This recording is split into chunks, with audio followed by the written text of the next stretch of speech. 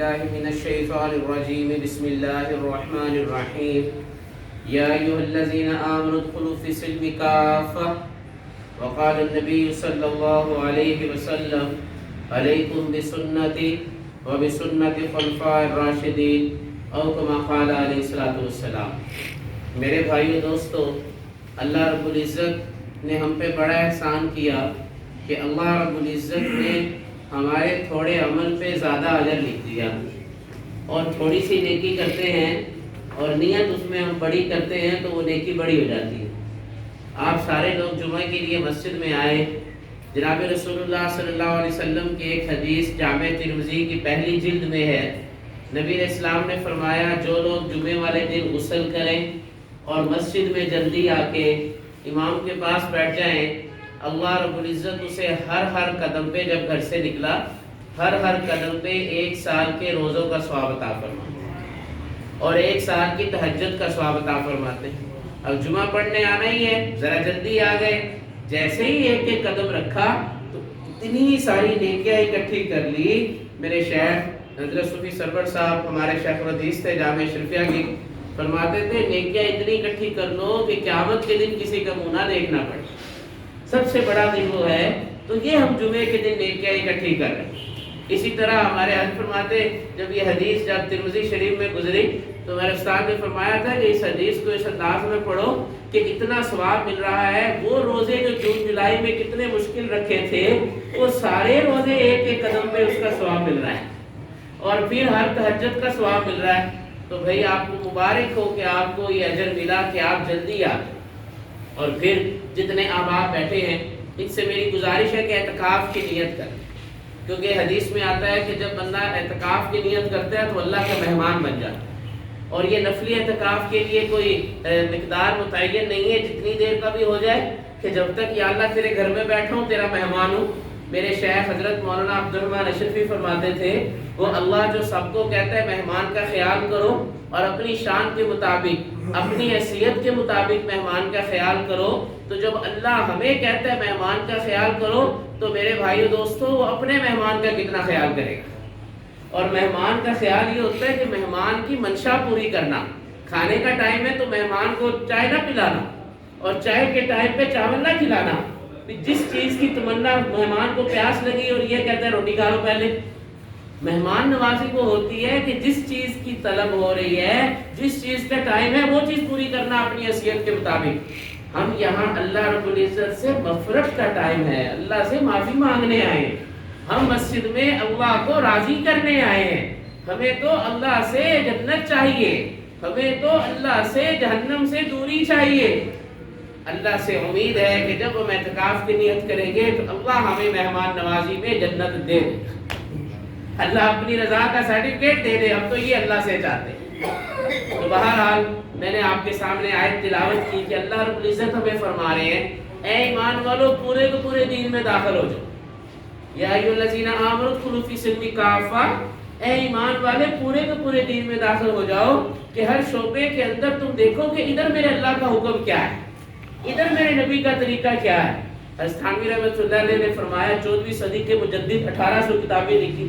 حضرت تھانوی فرماتے ہیں پورا دین 5 چیزیں ہیں، پورا دین 5 چیزیں ہیں، بس ان 5 چیزوں میں حرام چھوڑ دو، فرض پورے کر دو، ولی بن جاؤ۔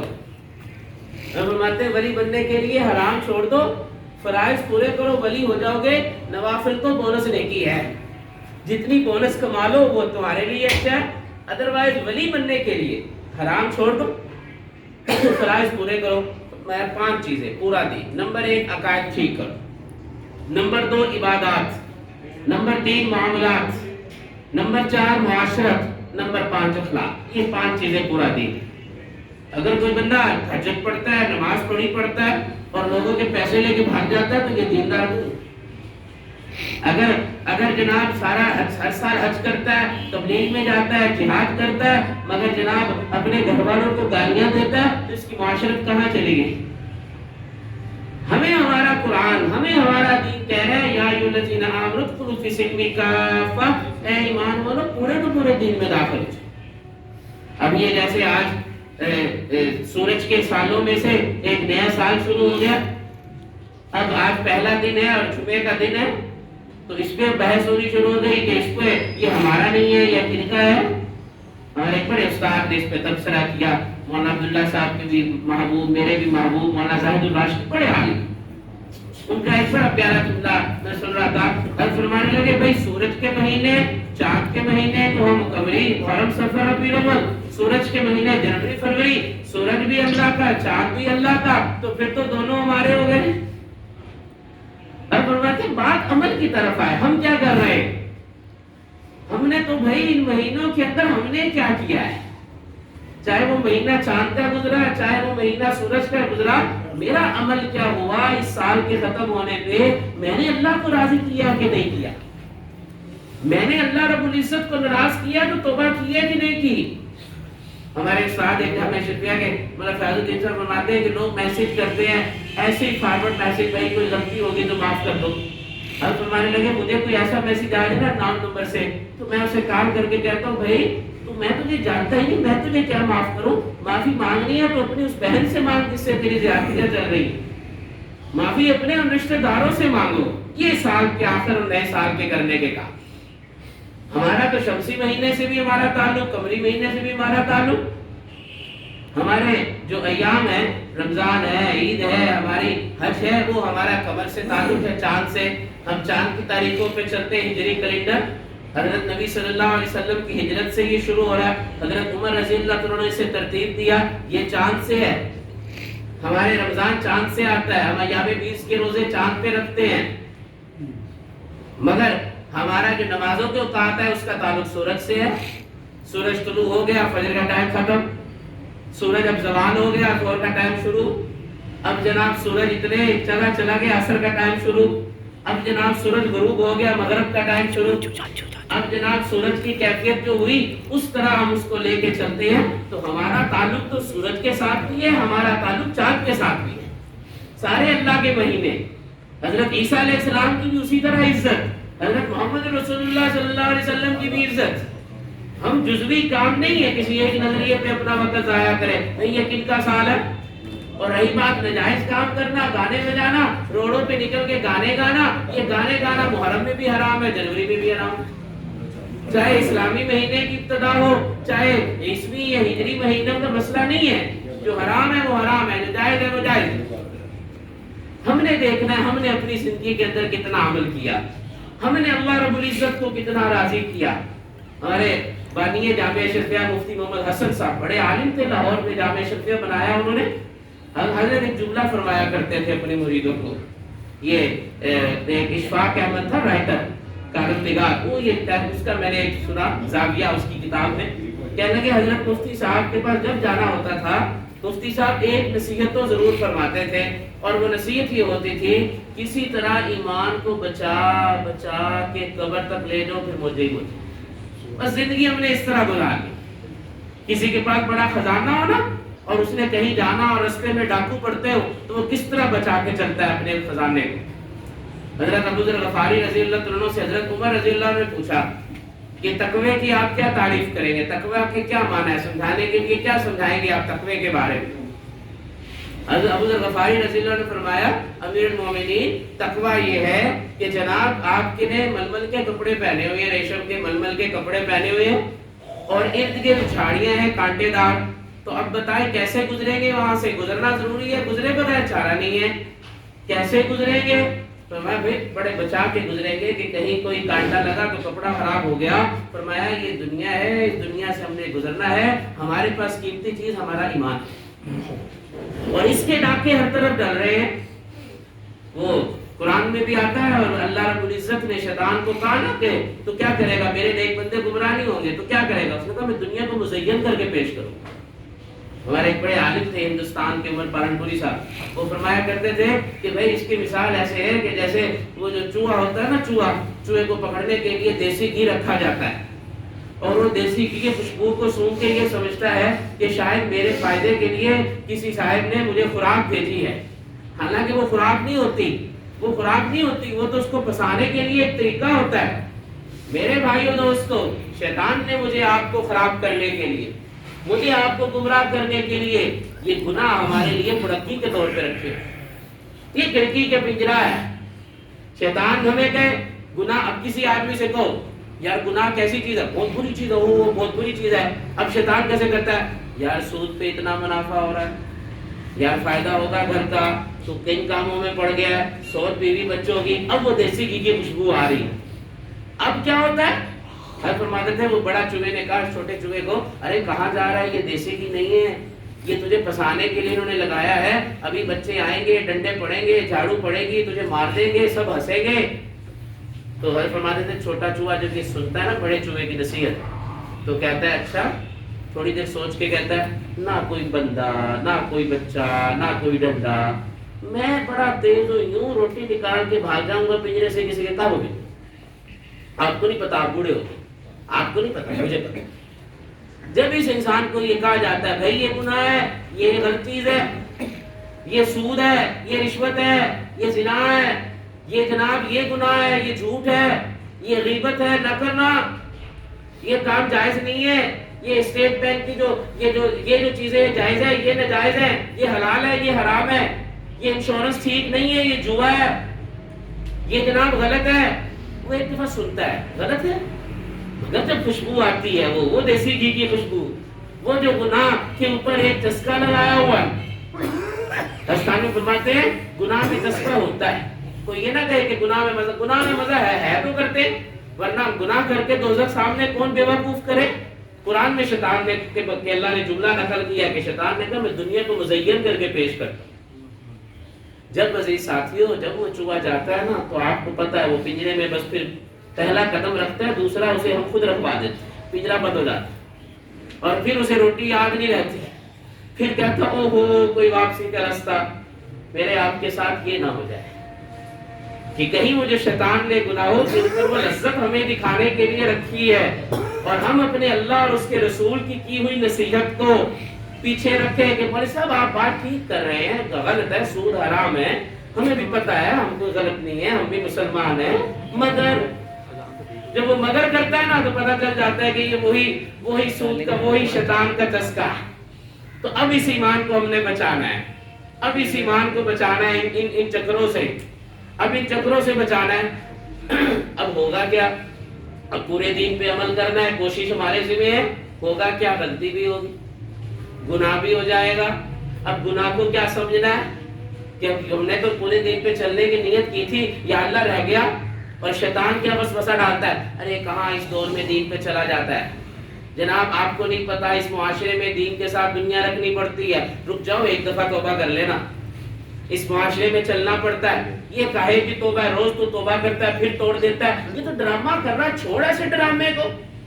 یہ شیطان اب اس کو جو نیک ہونے کی نیت کر رہا ہے نا، شیطان اس کے اندر یہ وسوسہ ڈال رہا ہے کہ چھوڑ توبہ کوئی ضرورت نہیں، ابھی بعد میں کر لینا، ابھی اس معاشرے میں چلنا ہے.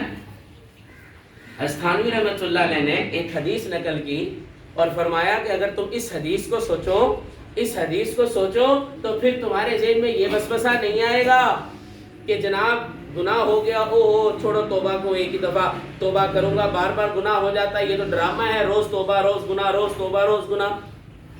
تو استھانوی رحمۃ اللہ علیہ نے ایک حدیث نقل کی کہ حضرت انس رضی اللہ عنہ روایت کرتے ہیں کہ جناب رسول اللہ صلی اللہ علیہ وسلم نے فرمایا میں تمہیں تمہاری بیماری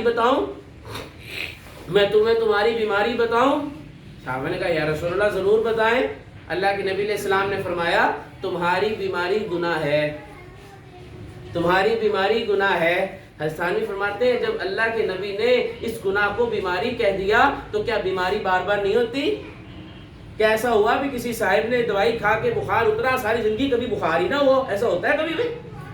بخار ہوتا ہے، پھر دوائیاں کھا کے ٹھیک ہو جاتا ہے، پھر بعد میں پھر کہیں کوئی بدپرہیزی کر بیٹھتا ہے، پھر بخار ہو جاتا ہے. بعض اوقات موسم چینج ہوا بخار ہو گیا، بعض اوقات کوئی بدپرہیزی شوگر کا مریض زیادہ میٹھا کھا بیٹھا تو بیمار ہو گیا، بلڈ پریشر نمک زیادہ کھا بیٹھا بیمار ہو گیا. تو کیا کرتا ہے، دوائی پھر لے لیتا ہے، جب ٹھیک ہوتا ہے پھر چھوڑ دیتا ہے، پھر ہلکی ہلکی جب مرض جب تک نہیں جاتا ڈاکٹر کہتے ہیں بھئی ایک گولی کھا لیا کرو، شوگر کے مریض صاحب روز ایک گولی کھا لیا کرو، یہ تمہارے لیے ٹھیک ہے.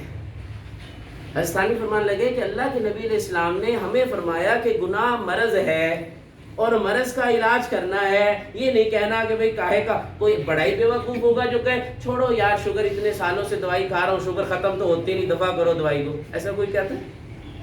تو پھر ہم گناہ کے بارے میں یہ کیوں سوچ لیتے ہیں کہ بار بار توبہ کی ہے، گناہ جان تو چھوڑ نہیں رہا، چھوڑو توبہ۔ میرے نبی علیہ السلام نے فرمایا میں تمہیں اس مرض کی دوائی بتاتا ہوں، اس مرض کی دوا ہے توبہ۔ اس مرض کی دوائی کیا ہے؟ توبہ۔ اب یہ توبہ کا اینٹی بائیوٹک ہم نے نہیں چھوڑنا۔ جب یہ توبہ کا اینٹی بائیوٹک ساتھ استعمال کریں گے تو انشاءاللہ العزیز ایک وقت ایسا آئے گا کہ جسم کے اندر سے گناہوں کا مرض ختم ہو جائے گا۔ یہ پھر کوشش کرے گا دین پہ چلنے کی، یہ پھر توبہ کی طرف آئے گا۔ تو بہرحال میں نے آپ کی آج کی مجلس میں آپ سے یہی گزارش کی کہ کوشش ہمارے ذمہ ہے۔ سال شروع ہوا، چاہے قمری ہے چاہے شمسی ہے، بات تو عمل سے ہے کہ میں نے کیا کیا۔ میرا عمل تولا جائے گا قیامت کے دن۔ وَنَضَعُ الْمَوَازِينَ الْقِسْطَ لِيَوْمِ الْقِيَامَةِ، قیامت کے دن اعمال نامہ لگے گا، وہاں تولا جائے گا میں کیا ہوں، وہاں دیکھا جائے گا عمل کیا کیا۔ یہ نہیں دیکھا جائے گا کہ یہ قمری مہینے کو سمجھتا تھا یا شمسی مہینے کو سمجھتا تھا۔ سورج بھی اللہ کا، چاند بھی اللہ کا، عمل کیا کر رہے ہیں۔ ہاں ہم مسلمان ہیں، ہمارے نزدیک قمری مہینے کو ہم زیادہ اہمیت دیتے ہیں، ہمارا محرم سفر کی بڑی عزت ہے، مگر ہم جنوری فروری کی نفی بھی نہیں کرتے۔ ہمارا مذہب تو اعتدال والا مذہب ہے، امت وسطا، اعتدال والی امت ہے۔ یہ شدت کہاں سے ہے کہ ایک طرف ہو کے دوسری چیز کے پیچھے پڑ جانا؟ یہ تو ٹائم ضائع کرنا ہے، ہم نے تو عمل کرنا ہے۔ اب اپنی کوشش کرنا ہے کہ ہم نے وہ جو کپڑوں کو بچا کے، اپنے کپڑوں کو بچا کے گزرنا ہے۔ رستے میں کہیں کانٹا لگ گیا، کپڑا تو خراب ہو جاتا ہے، ٹھیک نہیں ہوتا۔ جناب اللہ رب العزت فرما رہے ہیں جب تمہارے اس ایمان کے اندر گناہ کے ساتھ کوئی داغ لگ جائے تو فوراً توبہ کر لینا، ہم اس رستے کو ہی بھلا دیں گے کہ تم نے گناہ کیا بھی ہے کہ نہیں۔ اس ایمان کو بچا کے قبر تک لے کے جانا ہے۔ اگر رستے میں کوئی گناہ ہو گیا تو تم توبہ کر لو، ہم ختم کر دیں گے۔ کسی طرح ایمان کو بچا بچا کے قبر تک لے جاؤ، پھر موج ہی موج ہے، پھر موج ہی موج ہے۔ یہ حضرت فرماتے ہیں۔ تو آج کی مجلس میں ہم کوشش کریں بھائی عمل کی طرف، چھوڑے لوگوں پہ تبصرے، چھوڑے لوگوں کے تبصرے، دنیا دنیا اپنی دھن، پرائی دھنی کا پاپنا پن، تیری روئے میں چار بنو لے، سب سے پہلے ان کو چن۔ ہم کیا کر رہے ہیں؟ ہم کوشش کریں کہ بھائی اب جو بھی ہو گیا آئندہ اب گناہ نہیں کرنا۔ کوشش ہمارے ذمہ ہے، توفیق اللہ کے ذمہ ہے۔ حضرت کو یہ کہے کہ میں نیک ہو جاؤں، میں کبھی گناہ ہی نہ کروں، پھر میرے سے گناہ ہو جاتا ہے۔ تو ہمارے لاہور کے ایک بڑے عالم تھے مولانا احمد علی لاہوری رحمۃ اللہ علیہ، وہ کہتے ہیں بھائی تو نبی بننا چاہتا ہے؟ تو میں نہیں نعوذ باللہ، نبی کی کیا شان ہے؟ تو میں نبی وہ ہوتا ہے جس سے کبھی غلطی نہیں ہوتی، ہم تو عام انسان، ہم سے تو غلطیاں ہوں گی، اور پھر اللہ نے ہمیں رستہ توبہ کا دیا۔ کوشش ہم نے کرنی ہے بچنے کی، نیت اللہ دیکھ رہے کہ یہ بچنا چاہتا ہے کہ نہیں بچنا چاہتا، اور اگر یہ بچنے کی کوشش ہی نہیں کر رہا تو پھر اللہ رب العزت فرما رہے ہیں کس کو دھوکہ دے رہے۔ وہ کہ صاحب تھے نا، وہ ذرا ڈنڈی مار کے آتے ہیں تو دوستوں کو آگے کہتے ہیں جناب آج تیرے بھائی نے ایسی واٹ لگائی کسی کو پتہ ہی نہیں چلا، اور اتنے پیسے پھنسا لیے، اتنے پیسے نکال لیے، اگلے کو پھنسا کے رکھ دیا۔ ہمارے ساتھ فرماتے تھے یہ کیا کہہ رہا ہے، کس کو پتہ بھی نہیں چلنے دیا۔ اللہ یہی کہہ رہا ہے قرآن میں، کس کو دھوکہ دے، جس کو پتہ لگنا ہے اس نے لکھ لیا ہے۔ قیامت کے دن اعمال نام گنے نہیں جائیں گے، اعمال تو لے جائیں۔ تو آج کی مجلس میں ہم یہی کوشش کریں پورے دین پہ چلنا ہے۔ علماء سے پوچھیں، حضرت کے پاس جائیں، مولانا سے پوچھیں، خطیب صاحب سے، ہم نے کاروبار کیسا کرنا ہے، ہم نے گھر کے معاملات کیسے کرنے ہیں۔ ہر جگہ ہمارا دین ہماری رہنمائی کرتا ہے۔ کوئی ایسا دین کا شعبہ نہیں ہے کہ جہاں ہمارا دین ہماری رہنمائی نہ کرے۔ اللہ رب العزت نے ہمیں زراعت بھی سکھائی ہے، ہمیں ہمارے نبی نے کاروبار بھی سکھایا ہے، ریڑھی لگانا بھی سکھایا ہے، کسی چلانا بھی سکھایا ہے، مزدور کے معاملات بھی میرے نبی نے بتائے، اور بڑے بڑے تاجروں کے معاملات بھی میرے نبی نے بتائے کہ جناب اس نے کیا نیت کرنی ہے، اس نے کیا نیت کرنی ہے۔ اور پھر اللہ رب العزت جب ہم کوشش کریں گے تو پھر اللہ رب العزت جب انسان چل پڑتا ہے نا تو پھر اللہ اسے چلا دیتے ہیں۔ وہ بچہ ہوتا ہے نا، بچہ، آخر میں مثال سن لیں، جب انسان کہتا ہے نا میں کوشش کروں گا نیکی کی، کیسے کروں گا، ماحول تو بڑا عجیب ہے۔ ہمارے استانوی رحمۃ اللہ علیہ مثال دیتے تھے کہ وہ بچہ ہوتا ہے نا چھوٹا، جب چلنے کی کوشش کرتا ہے تو وہ ہمت نہیں کر رہا، اسے ہمت نہیں ہوتی چلنے کی، تو والدین اسے کھڑا کرتے اور اس کو کہتے ہیں ہم نے ہاتھ پکڑا ہوا ہے تمہارا، آجو آجو آجو، آہستہ آہستہ ہاتھ اسے لگتا ہے میرا ہاتھ پکڑا ہوا ہے، حالانکہ ماں باپ ہاتھ چھوڑ دیتے ہیں، وہ چلنے لگ جاتے ہیں۔ فرمایا اللہ رب العزت کہہ رہے ہیں کہ والذین جاہدوا، جو ہمارے رستے پہ چلے گا ہم اسے ہاتھ پکڑ لیں گے آگے سے، اس کا آئے تو صحیح۔ میرے نبی نے کیا فرمایا حدیث قدسی کہ کوئی ہماری طرف چل کے آتا ہے، ہماری رحمت دوڑ کے آتی ہے، آجو آجو میں تمہارے سامنے آ رہا ہوں، ٹینشن نہیں لینی کیا بنے گا میرا، میں نے سود چھوڑ دیا میرا کام کیا بنے گا، میں نے حرام چھوڑ دیا میرا کیا بنے گا، آجو آجو میں سامنے کھڑا ہوں، ٹینشن کیوں لیتے ہو، میں ہوں نا۔ آج کوئی بندہ کہیں جاتا ہے نا کہیں وڈیرے سے، یار میرا بندہ تو جا کام کر، میں تیرے نال۔ ہم فرماتے تھے جب کوئی نیکی کی طرف چلو تو یہ ٹینشن ہے تو اللہ کہہ رہا میں آ رہا ہوں۔ اللہ رب العزت مجھے اور آپ کو عمل کی توفیق عطا فرمائے۔ وما علینا الا البلاغ۔